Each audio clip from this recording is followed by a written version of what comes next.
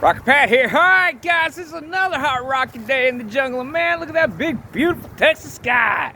Alright guys, well man, this has been a long, I don't know man, what's it been? 2.5, 3.5, 4 months? You could say it's been 4 months because I've been working my ass off to get out of this building. And today is the last day I got to move anything. Very little left, some cardboard hanging there, a pallet, and dashboard for the 94 Chevrolet pick-em-up truck, or not 94, 95. That's got to get out of here. That's got to go. I got a lawn tractor over here that was here when I rented the place, but it's got a good engine. I got it started when I first moved over here, so I'm going to keep that. Got to move that. Got to get the big yellow boat moved, and I've already moved the big black truck so that I can put a fuel pump in it. In case you might want to rent the place, there's your telephone number. Alright guys, well, let's see what all I've done, because man, I'm not kidding you, this has been a big project. Really hard for the last 2 months solid. I've really been working on nothing else. I think we did the painted the doors on the S10, and we got to talk about that too. But that's going to come up on another video. Still got this crap I got to find a place for. Yeah. If you notice that the chassis is missing for the 47 truck that went up to my property, along with my trailer, my extra air compressor. This is the backup air compressor. This is the compressor that was on the other side. But man, let's take a look at all this junk that I got up in here. This was empty. Y'all remember when I bought it. And yeah, I've got, there's a generator right there. 351 Windsor. Back over in that corner, we got a 5.3 liter. We got a 350 Chevrolet. We got another 5.3 liter. I got my mock-up engine and mock-up transmission down there. We got intake manifolds for the LS series stuff. I got 2 broken cut 60 plasma cutters from Eastwood. Don't know why they keep breaking on me. Stop buying them. Sitting up there on that top shelf, we've got all the stuff for that 79 Monte Carlo. There is QA1 shocks up there, all my stuff from my Watts Link, and all the interior trim screws and stuff like that in that little bucket. That's a 373, I think 373 ring gear for a 7.5 inch ring gear on a Monte Carlo rear end. Then we got about 19 HEI distributors somehow. I don't know how I got all that. We got a few small block Chevrolet intake manifolds, but then here's what gets me. What the hell do I need all these damn small block Chevrolet starters for? There's 8 starters right there, and 4 alternators, and of unknown origin. So it's like that. But then I got a big pile of Quadrajets, like my Quadrajet. Quadrajet is the Quadrajet. And then we got a couple of strays over there, little redheads. I really don't like either one of them carburetors. I prefer the Quadrajet. But maybe that's because I cut my teeth on the Quadrajet.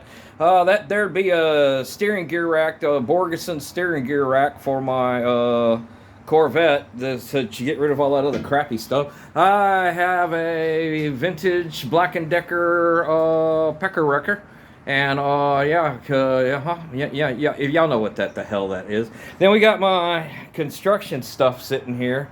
That'll end up at my place someday. And then we got the big bench that's full of crap. But down here, let's talk about my pile of transmissions I've got. Right here is a spare transmission for my 94 Chevrolet pick-em-up truck. It's a 4L60E. Sitting next to it is a spare transmission for the 95 Chevrolet pick-em-up truck. That's a 4L80E. Sitting here is a 4L60E for the 94 Chevrolet pick-em-up truck when I put the 5.3 liter in it. Sitting here in this little corner is going to be a rebuilt 350 turbo, which is going to be a spare for Sketchy Dick and Jackie. Sitting right here is a 1976 400 out of a 1976 Chevrolet it was a C20 or C30, I forget, with a 454 big block in it. Sitting right next to it, and that little corner right there is a 200 R4. That's going to be backup transmission for the Monte Carlo SS. And sitting on the other side of it is a 700 R4 that has been rebuilt, and it is backup transmission for Leroy, and possibly going to go in King Dick one day. Yeah, I got a couple transmissions down here. So that's this area. I think I got that packed in there pretty good. So let's go see where else I put all the rest of the crap, because this is had infrastructure kind of ramifications, shall we say. So got Johnny up on the deck, and everybody is just hanging out there. Nothing is put in its place permanently, and yeah, that looks pretty damn good. Bad news is doors don't fit right, and we're going to talk about that some other time. Neither one of the doors is going to go on this truck and stay on this truck. I'm going to have to revert back to the original doors due to yeah, they're not right. But yeah, this big monstrosity had to get moved over here. Yeah, lots of stuff going on there. The two lifts went over there in the corner. That was the first thing that had to happen. Then I had to move everything that was on this rack off this rack, put it to the side so that I could then move the rack, figure out everything that I needed to figure out, right? And let's see how I stacked everything. Over here in this corner, I removed my bandsaw and moved it over here next to a plug, where it probably should have been years ago anyway. And over there in the corner at the back, far back, is going to be my my brake. Then we've got the English wheel sitting back there, and then we've got our shrinker stretcher slash bead roller setup sitting back there as well. And yeah, that corner's kind of packed, kind of tight.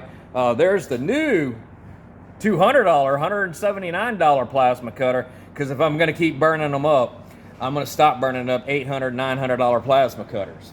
All right, so there's 350 Chevrolet right there. I got rid of one 350 Chevrolet. I got rid of the 454. I got rid of two 350s that were just not going to ever be feasible to repair. What else did I get rid of? Oh, and one LS, that guy had that broken bolt in it. I got rid of that one too. Let's go up here and see what I got going on up here. Over on this end is going to be my steel locker. Got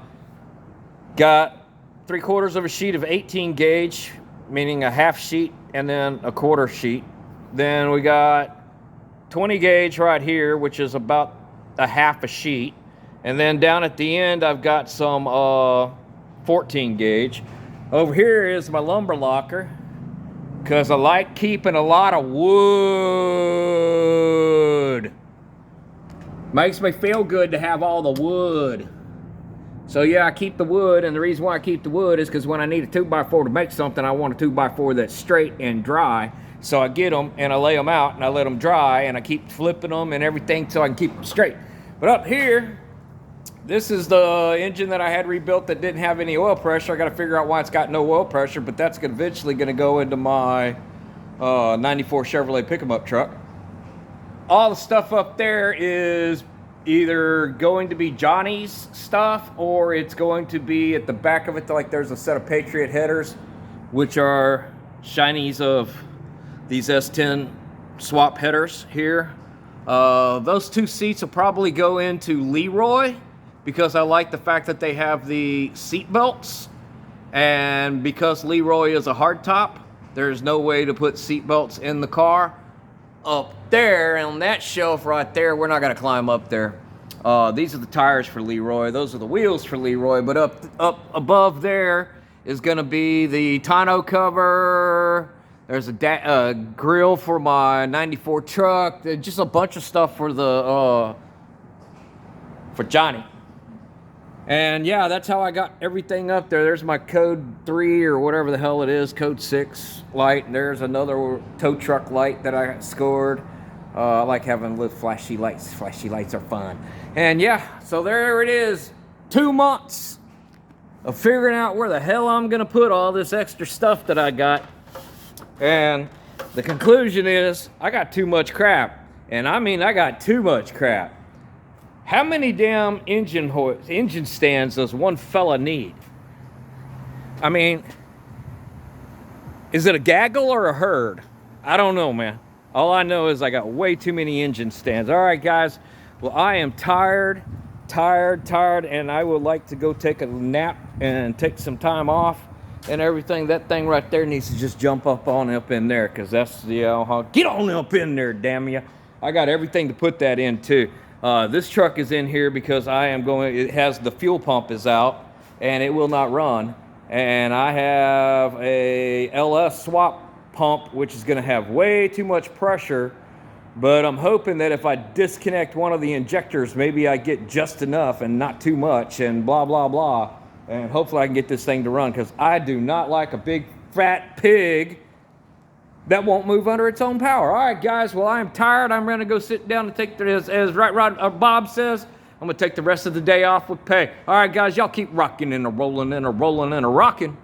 I'm going to go get my guitar and get some rocking and a rolling and a rolling and a rocking on my own. Talk to y'all next time.